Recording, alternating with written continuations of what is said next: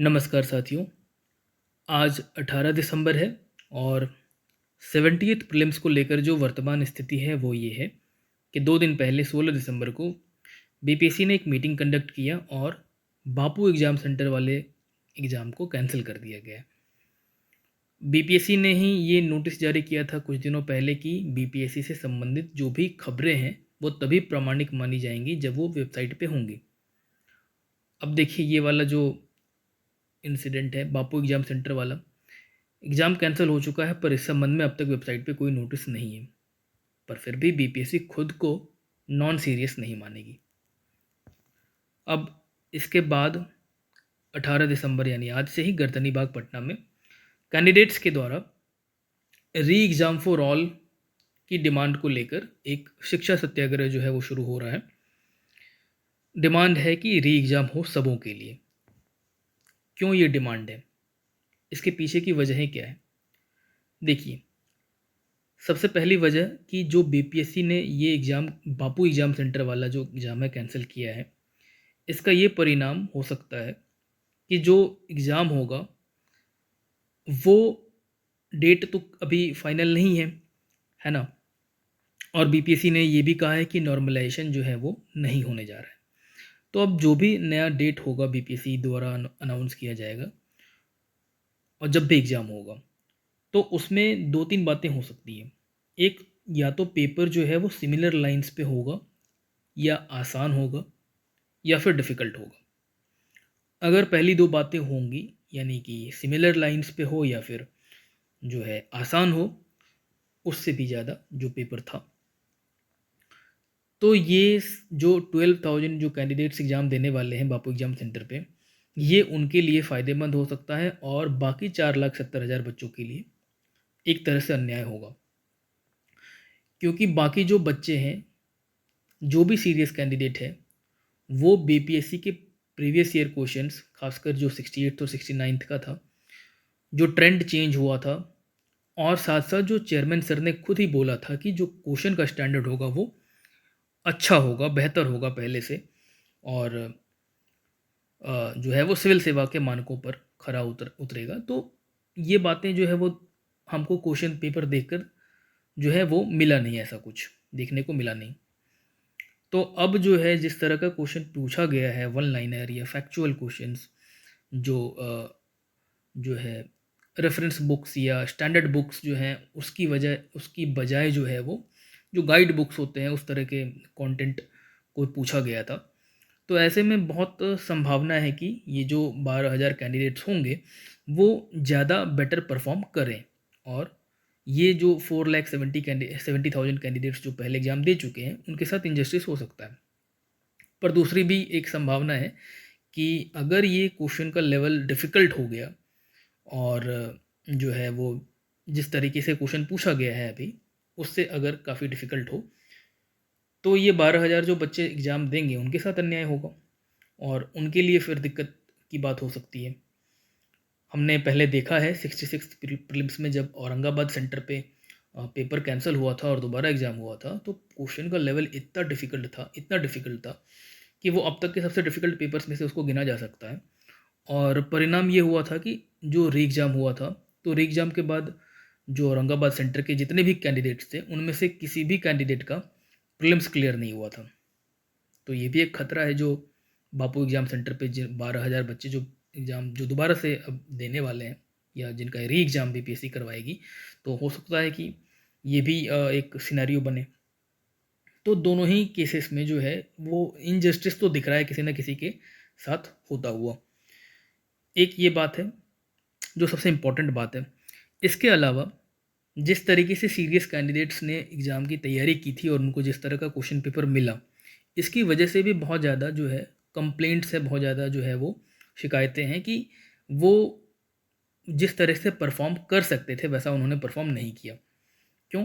क्योंकि उन्होंने तैयारी की थी सिविल सर्विसेज एग्ज़ाम की, पर उनको पेपर जो है वो सब स्टैंडर्ड जिस तरह से चेयरमैन सर ने पहले कहा भी था और जिस तरह से पेपर 68 और 69 के आए थे, उस लेवल का क्वेश्चन पेपर नहीं मिला, उस तरीके का क्वेश्चन पेपर नहीं मिला। तो एक ये भी ग्रीवांस है। पर सबसे ज़्यादा इम्पोर्टेंट ये है कि ये सारे ग्रीवांसेस जो हैं इसका रूट है ट्रांसपेरेंसी का अभाव जो इस नोटिफिकेशन के साथ ही शुरू हो गया था और उससे भी पहले से शुरू हो गया था, और इस पूरे दरमियान ये जो एग्ज़ाम हो चुका है अब तक, और तो ये पिछले 2-3 महीने में ये जो ट्रांसपेरेंसी का अभाव है उसी की वजह से ट्रस्ट का अभाव हुआ है। लैक ऑफ ट्रांसपेरेंसी की वजह से लैक ऑफ ट्रस्ट जो है डेवलप हुआ है कैंडिडेट्स के बीच, चेयरमैन सर के को लेकर या बीपीएससी को भी लेकर। तो उसकी वजह से जो है ये प्रोटेस्ट जो है वो लोग ज़्यादा कर रहे हैं। बीपीएससी किसी भी तरह के ग्रीवेंस को लेकर, किसी भी तरह की शिकायत उनके पास पहुंचे किसी भी बच्चे के द्वारा, उनको वो नॉन सीरियस जो है वो बता देते हैं कि ये बच्चे नॉन सीरियस हैं। अब हम थोड़ा देखते हैं कि नॉन सीरियस जो है वो असल में कौन है। देखिए, जब फॉर्म रीओपन और नॉर्मलाइजेशन का मुद्दा उठा था और उसको लेकर जो है मूवमेंट हुआ, और 6 तारीख को ये नोटिस आया कि नॉर्मलाइजेशन नहीं होगा, फॉर्म रीओपन की बात तो फिर उसको बीपीएससी ने नहीं माना था। नॉर्मलाइजेशन के बारे में कहा गया कि ऐसी कोई बात हुई ही नहीं, बीपीएससी ने ऐसा कोई प्रस्ताव आया ही नहीं है। पहले देखते हैं फॉर्म रीओपन के मुद्दे को। इसके बारे में कहा गया कि फॉर्म के लिए पर्याप्त डेट दिया गया, डेट एक्सटेंड किया गया, और कोई समस्या नहीं थी सर्वर की। बच्चों का कहना है कि सर्वर डाउन था 2-3 दिन लास्ट के, और जो फॉर्म आया भी था, जो पहली बार फॉर्म आया 23 सितंबर को जब एडवर्टीजमेंट आया और जो कहा गया कि 28 सितंबर से आप फॉर्म भर सकते हैं, नोटिस में था 28 सितंबर से 18 अक्टूबर, पर 28 सितंबर को जब फॉर्म आया तो वो आधा अधूरा फॉर्म था। आधा अधूरा फॉर्म यानी OTR अपडेट का ऑप्शन ही नहीं था। जो वन टाइम रजिस्ट्रेशन था उसको अपडेट या एडिट करने का ऑप्शन ही नहीं दिया गया था। तो जो नए जो कैंडिडेट्स हैं जिन्होंने न्यू रजिस्ट्रेशन किया उनके लिए तो ठीक था, बट जिन लोगों ने 69th प्रीलिम्स दिया था और जो दोबारा एग्ज़ाम दे रहे थे 70th के लिए, तो उनके रजिस्ट्रेशन पोर्टल पे OTR अपडेट का ऑप्शन ही नहीं था। तो ऐसे में जो लोग भी 69th प्रीलिम्स जो है जनरल कैटेगरी से दे दिए थे और 70th में उनके पास सर्टिफिकेट होगा तो वो सर्टिफिकेट लगाकर रिजर्वेशन के तहत जो है वो अपना कैटेगरी चेंज करना चाहते होंगे, तो वैसा कोई ऑप्शन था ही नहीं। तो एक तो ये कि आधा अधूरा फॉर्म जो है वो अपलोड हुआ था 28 सितंबर को। बाद में फिर जो है OTR अपडेट के लिए जो है वो 2 बार नोटिफिकेशन आई। एक बार तो 1 अक्टूबर को जब कहा गया कि 4 अक्टूबर से आप OTR अपडेट कर सकते हैं, पर फिर भी OTR अपडेट में कुछ दिक्कतें थी तो उसको फिर बढ़ा के फिर एक नोटिस आई 15 अक्टूबर को जिसमें कहा गया कि 19 अक्टूबर से आप सारी चीज़ें अपडेट कर सकते हैं, OTR में भी अपडेट हो पाएगा। तो ये जो बीपीएससी की तरफ से कहा गया कि ये OTR अपडेट आप कर सकते हो 19 अक्टूबर से लेकर और 4 नवंबर तक फॉर्म भर सकते हो, तो ये प्रॉब्लम्स जो हैं ये बीपीएससी के पोर्टल पे था, जो फॉर्म भरने का पोर्टल है वहाँ पे था, न कि कैंडिडेट्स के एंड से था। तो बीपीएससी ने अपनी गलती मानी नहीं और ये स्टूडेंट को कह दिया कि उनकी ही गलती है और उन्होंने ही फॉर्म लेट से भरा, जिसकी वजह से वो लास्ट डेट तक गए और फॉर्म भर नहीं पाए।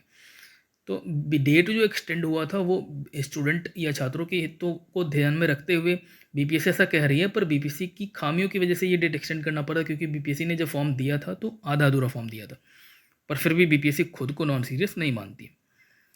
नॉर्मलाइजेशन के मुद्दे को देखें, जो सेकंड पॉइंट है आप देख सकते हैं ये जो स्क्रीन पर, तो नॉर्मलाइजेशन के मुद्दे में भी बीपीएससी ने कहा कि नहीं, बीपीएससी के पास ऐसा कोई प्रस्ताव ही नहीं था। पर अगर आप एडवर्टीजमेंट से 2 दिन पहले वाली प्रेस कॉन्फ्रेंस को देखें जो 20 या 21 सितंबर को हुआ था, उसमें साफ साफ कहा गया है, 3 मिनट पहले, 3 या 4 मिनट में जब आप देखेंगे वीडियो उसमें ही आपको दिख जाएगा कि नॉर्मलाइजेशन के बारे में कह रहे हैं चेयरमैन सर की हाँ ये व्यवस्था हो सकती है, वेल इस्टेब्लिश्ड व्यवस्था है, साइंटिफिक व्यवस्था है और इसको हम अप्लाई कर सकते हैं, ये बहुत सारे एग्जाम्स में होता है, जेई में होता है और भी टेक्निकल एग्जाम्स में होता है। तो वहाँ भी उन्होंने कहा ठीक है। इसके अलावा आप द बिहार टॉप चैनल जो है यूट्यूब पे, उस पर भी आप देख सकते हैं, वहाँ भी जो प्रेस वीडियो इंटरव्यू है उनका सर का, चेयरमैन सर का, उसमें भी उन्होंने कहा कि हाँ नॉर्मलाइजेशन की व्यवस्था हो सकती है, अगर संख्या ज़्यादा होगी तो एक से अधिक पाली में हम एग्ज़ाम ले सकते हैं, एक से अधिक सेट हो सकते हैं। नोटिफिकेशन में भी, एडवर्टीजमेंट में भी लिखा हुआ था एक से अधिक पालियों या एक से अधिक सेट। अब ये देखिए ये दोनों अलग अलग बातें हैं। एक से अधिक पाली अगर लिखा हुआ है तो इसमें ये मतलब है ही कि एक से अधिक सेट होगा, क्योंकि एक से अधिक शिफ्ट में अगर आप एग्ज़ाम लेंगे तो सेम क्वेश्चन पेपर तो देंगे नहीं, आप अलग अलग क्वेश्चन पेपर देंगे। पर इसके साथ में आप जब नोटिस में ये लिख रहे हैं कि एक से अधिक सेट भी हो सकता है, तो सिंपल सी बात है, आप ये कहना चाह रहे हैं कि एक शिफ्ट में भी जब एग्ज़ाम होगा तब भी एक से अधिक तरह के क्वेश्चन पेपर हो सकते हैं, तभी तो आप दोनों बातें लिख रहे हैं आप अपनी नोटिस में। अगर आप नोटिस पढ़ेंगे तो उसमें आपको दोनों बातें लिखी हुई मिलेंगी। जो एडवर्टीजमेंट था, जो 23 सितंबर को एडवर्टीजमेंट आया था, ठीक है। तो ये भी कहना बीपीएससी की तरफ से कि हम जो है, हमारे पास कोई प्रस्ताव ही नहीं था, हमने कभी सोचा ही नहीं इस बारे में, तो ये बात जो है बिल्कुल भी सही नहीं लगती है। पर बीपीएससी खुद को नॉन सीरियस नहीं मानती है, ठीक है।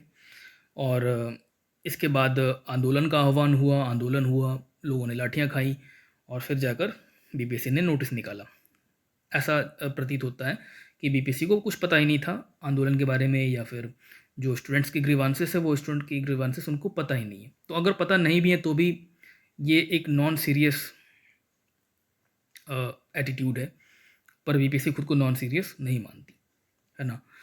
तीसरी बात देखिए, एडमिट कार्ड को लेकर आपको पता है कि एग्ज़ाम से 2 दिन पहले जो है गया से जो है सेंटर जो है, सेंटर नवादा था पर एडमिट कार्ड पे गया लिखा हुआ था, फिर उसको चेंज करके नवादा किया गया। तो गया में जिनको पता है पहले से कि मेरा सेंटर गया है, अब उनको नवादा जाना पड़ा। ये दिक्कत हुई। एग्ज़ाम से 2 दिन पहले ये बताया गया। अब हर इंसान जो है हर रोज़ वेबसाइट चेक नहीं करता है, तो जिनको पता नहीं होगा, हो सकता है वो एग्ज़ाम के दिन गया पहुँच गए होंगे, है ना? और फिर उनको पता चला होगा कि मेरा सेंटर यहाँ नहीं है, तो सोचिए उनके बारे में उनकी स्थिति क्या होगी।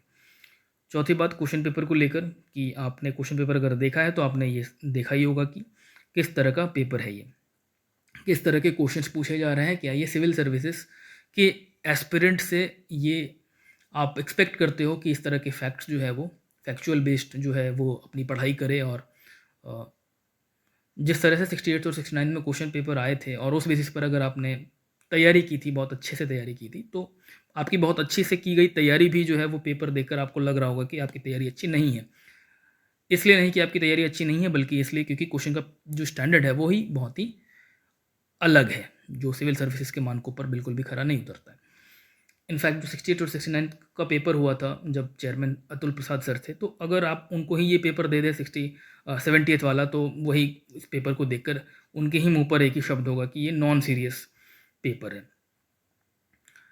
पर चेयरमैन सर जो है बीपी अभी जो वर्तमान है के चेयरमैन सर है, वो बीपीएससी को नॉन सीरियस नहीं मानती है इस तरह के क्वेश्चन पेपर बनाने के बाद भी। पांचवी बात जो है, बापू एग्जाम सेंटर पे जो कुछ हुआ आपको पता ही है। आधा आधा घंटा लेट, एक एक घंटा लेट क्वेश्चन पेपर किसी को मिल रहा है, और फिर भी वो बदमाशी, उसको कहा जा रहा है कि बच्चे बदमाशी कर रहे हैं, हुड़दंग कर रहे हैं। अब कैसे किस तरीके से वो जज करते हैं पता नहीं, नॉन सीरियस बता देते हैं, किसी को हुड़दंग बता देते हैं। तो ये हुआ बापू एग्जाम सेंटर पे। और अब जो है वर्तमान स्थिति ये है कि बाबू एग्जाम सेंटर पे एग्ज़ाम कैंसिल हुआ है, बाकी सेंटर्स पे एज इट इज है।